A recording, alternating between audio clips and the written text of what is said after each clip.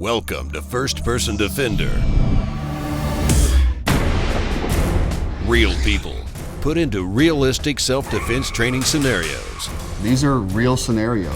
Hey, give me your money. The role player does not know what's going to happen. We go through the first scenario, see how they handle it, and then we pick one thing that they could have done to increase their survivability. Train it a little bit, and then run them through a similar scenario. Each weapon is loaded with Simunition FX marking cartridges, the most realistic, non-lethal alternative to live ammunition. Simunition is the closest thing to the real deal. Once you feel the pain penalty once, you don't want to feel it again. For this type of force-on-force training, role players are required to wear protective gear. Come on, hit me. It is as real as it gets. Heart rate's elevated, their respiratory rate's elevated, their adrenaline is dumping into their blood. They are scared and amped up. I got a gun! Back up! Get out of my house!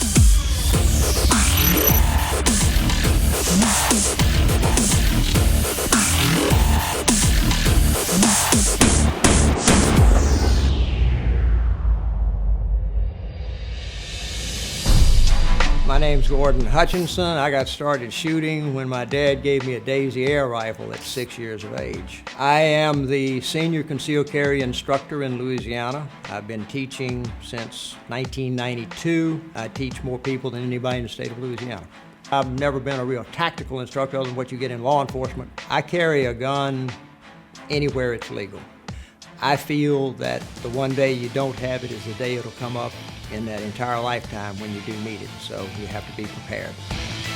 So this scenario right now, we're going to have a restaurant scene. Gordon's going to be a patron there. We're going to come in there and try to rob the restaurant. Greg and Gordon review force-on-force training safety and procedures. Part of our job as the instructors and the bad guys, we are playing the bad guys, is to act those roles out. You'll be watching this and you'll see us shooting in ways that we're not advocating shooting, but we're playing that criminal that doesn't have the training based off of what we've seen, real world. Because Gordon is so used to this and he probably trains these scenarios on his own, we're really going to have to dial up on him today. To ensure that Gordon engages in the scenario, we're going to plan another good guy who will draw a weapon and be immediately terminated by the aggressor. Once Gordon engages the aggressor, he will be faced with an unexpected challenge. The bad guy's not going to die. The bad guy's going to be wearing body armor, and hopefully the good guy just keeps plugging him in his chest, and the bad guy's going to advance on him and shoot him. And shoot him a lot.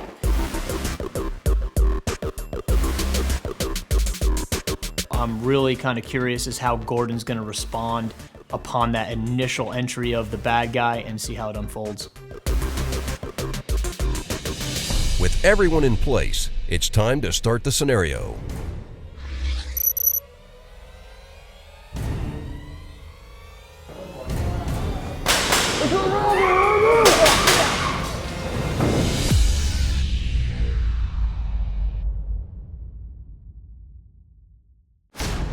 When the bond between hand and gun feels as true as a perfectly placed shot, it's not by accident. It's by design. M&P, advanced by design. Nosler Defense ammunition is loaded up front with the bonded performance line of bonded core defense bullets. Professionals trust their next move to Nosler Defense.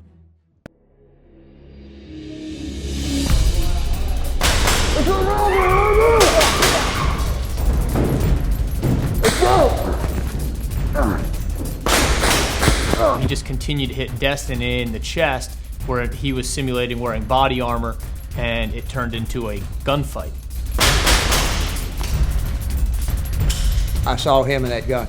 That's absolutely the truth. It's tunnel vision. I saw him. I was focused on him and that gun.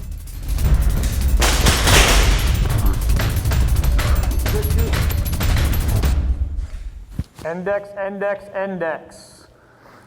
What'd you see? Talk us through it. He came in and I had crowds. He fired his gun and I had 3 or 4 people in front of me I couldn't shoot. As soon as they cleared, I ducked behind the table. I started shooting at him. but he instantly picked up on me as the danger, and he shot back. Absolutely, and you know, I mean, that's pretty much as real. You know how it goes. People get frantic. They start running around. You know, they don't listen, get on the ground by a bad guy. They usually take off running. You got a couple decent hits on him, and they were all center mass. You know, each time he got hit, he kind of rocked back. He even went down to a knee, but then he got back up. Yeah. What do a lot of bad guys have access to nowadays? Yeah, a lot of them would do that. Yeah, you know, Yeah. body armor. Right. Maybe they're even on, you know, with meth and bath salts and all that stuff. You never know people's will to live. Right. He continued to engage you. You got hit in the helmet a couple times, shoulder, Yep. in the chest twice. And, you know, even doing really well, using those sound tactics, using concealment, dropping to a knee, shooting over the table. You know, he was able to take a good licking on you. Now, you stayed in the fight, and good on you, because that's the way we want to. We want to keep fighting through any injuries we've got. As much as I preach revolvers, all I could think of was only have 5 shots. Absolutely. That's all I could think of. I only have 5 shots. They got to count. And you are 100% correct. One thing that we preach is I've never been in a gunfight and said I had too much ammo at the end of it. Revolvers have a great purpose, but if you can have more ammunition, that's the key. You know, obviously this is simulated body armor, so I took a few rounds. I did feel one hit a little bit lower. I think it may have been this one as I would slouch down, so I actually felt that in the waist, and I'm going to give you that as a pelvic girdle shot where I had no armor. So that's when I drove back and went down. Good job. Thank You did a lot of really, really good stuff. And we're going to show you a little something that we teach and what we call the kill corridor at our school. And we'll go to the range. We'll do some shooting engagement sequences and see how it helps you later on. Cool. What we got up our sleeves. Shot placement is key. We learned from scenario 1 that the rounds were not effective. You know, we all want to shoot center mass, but if that's not working for us, we have to have a plan B. Obviously, you always want to aim center mass. That's one, aiming for the upper thoracic cavity is where the subject's vital organs, vital areas are, and we want to shut that down. However, subjects on narcotics, subjects with body armor, even the extreme will to live, you know as well as I do with your experience, the human body can do some amazing stuff. So you're familiar with the failure drill, right? 2 to the chest, 1 to the head, also known as the Mozambique drill. You know, in my experience, if they don't drop from the first few chest shots, to get a headshot on a subject that's moving and engaging you is really freaking hard to do. Now, what we're going to focus on today is what's known as the vertical track. The vertical track drill is you start engaging the subject center mass like you normally would, upper thoracic cavity shots. If your first 1 and 2 doesn't drop them, where's the recoil want to bring the gun? Up. Wants to bring it up. Now, we're not going to let the recoil control us. We're going to control the recoil, but we're going to allow it to assist us to move rapidly up the body, up that kill corridor, up through the neck and into the head to terminate that subject. To highlight the benefits of the vertical track drill, Greg first demonstrates the Mozambique. So basically, if I'm drawing from concealment, I go ahead, I draw like I normally would. As I come up on target, I engage 2 rounds to the chest, and then 1 to 2. Now, there's really no need for me to take that pause. How high am I moving my sights? I'm on the chest right now. Now I'm on the head. Chest, head. 3 inches. Maybe at the most. So the vertical track, all I'm doing now is extending that all the way through the upper chest, neck, and then into the face and head. Maybe 3, 4, 5 rounds at the most. And the vertical track is simply driving out center mass and working my way up into the head. And as you can see in the target, I've got a nice, pretty little line working straight up through all these vital areas. And, you know, hopefully that at some point it'll drop into the ground. So let's shift over to your target real quick. Now, Gordon will give it a run. First, he'll take it slow. On my first command of gun, I want you to engage the target with 5 rounds from the chest all the way up into the head. 1 round every second. All right. Any questions? No. Stand by. Gun.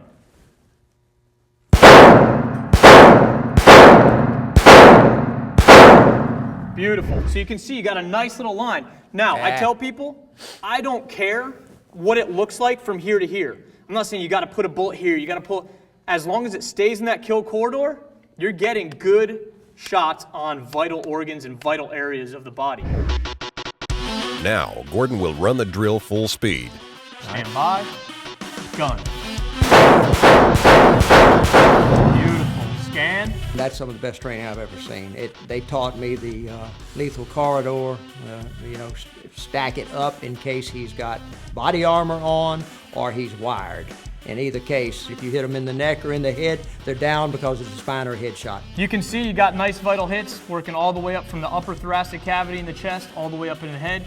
That way, if the subject's not dropping, not going down for whatever reason, we don't care what the reason is, we want to stop his aggressive actions immediately.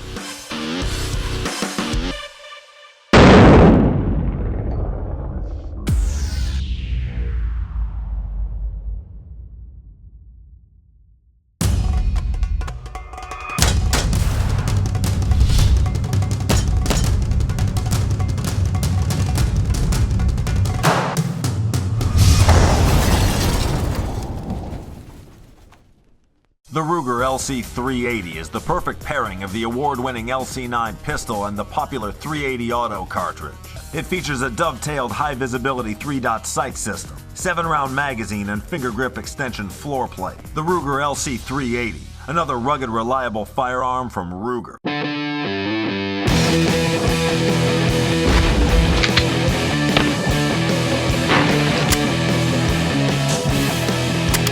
Para Black Ops, the baddest tactical 1911 on the planet.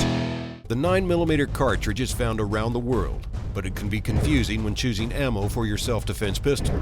For many police departments and citizens who carry guns, the perfect compromise is the 124 grain bullet. Nosler Defense has tipped and hollow point loads with 124 grain bonded bullets. First Person Defender, brought to you by Ruger Firearms, Smith & Wesson, Nosler, Crimson Trace, Simunition, and Remington.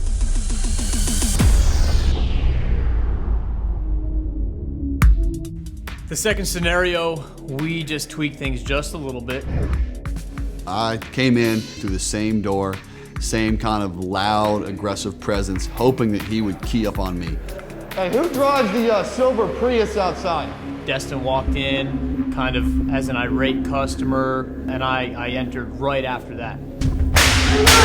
Everybody dove for concrete, including me. Keep your hands up, this is a robbery! Gordon rapidly engaged the threat. I came up behind concealment, not cover, and started shooting.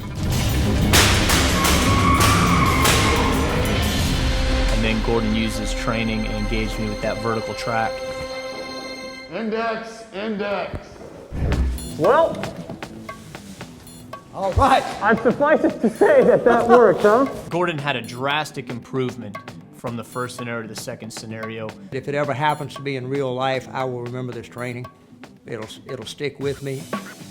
I think Gordon would agree that, pick your time and, pick when to act. Utilize that concealment appropriately rather than just drawing immediately, because that's going to give the bad guy something to key up on. It was realistic.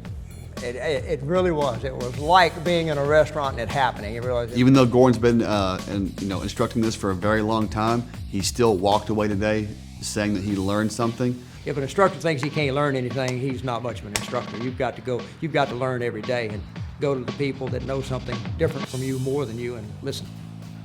And for him to obtain that much and retain it and actually put it into action that fast, I give him an A+. Really Hey, good. good Thank job. you very Yeah, much. no That worries. was Good job. Very outstanding. impressive. Yes, Awesome sir. job. Thank you. I'm going to incorporate it too.